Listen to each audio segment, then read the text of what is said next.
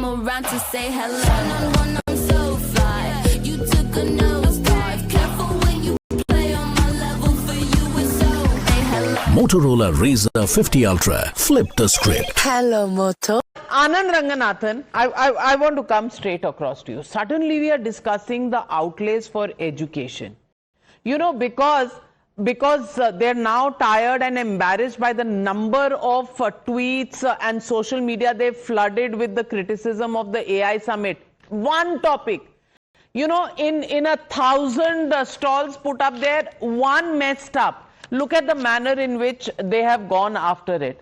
Suddenly, they're taking the high moral ground. They're not even talking about their BJP vaccine charge. Good evening, Navika, and good evening to my fellow panelists.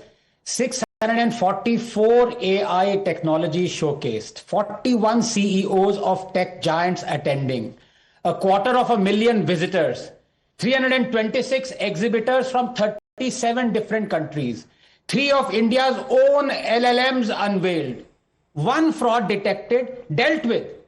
The India AI Impact Summit is being mocked by China, Pakistan and Congress. No. In the last 11 years, Navika, tell me one thing that Modi has done that has been appreciated by the opposition. One, they promoted open defecation because they hated Modi's Swachh Bharat. They promoted obesity because they hated Modi's Fit India. They promoted oppressive dress code because they hated Modi's school uniform guideline for the opposition. Modi hatred has transmogrified into hatred for India. One hopes Modi doesn't wake up one day and recommend pranayam. Ye log to saans lena band kar denge. They want India to fail because then they can say India has failed because Modi was running it. Yes, the fraud by Galgotia University was awful and inexcusable. But how is Modi responsible for it?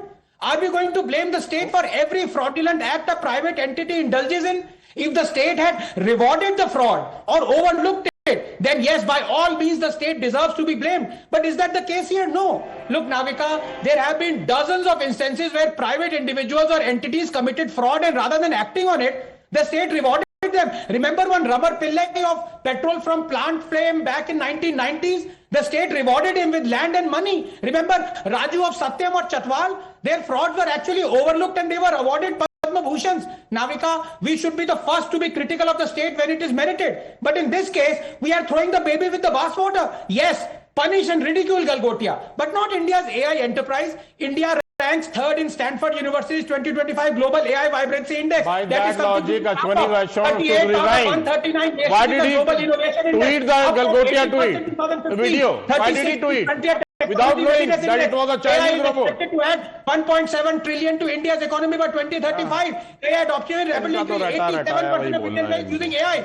Don't just ridicule India because you want to ridicule Modi.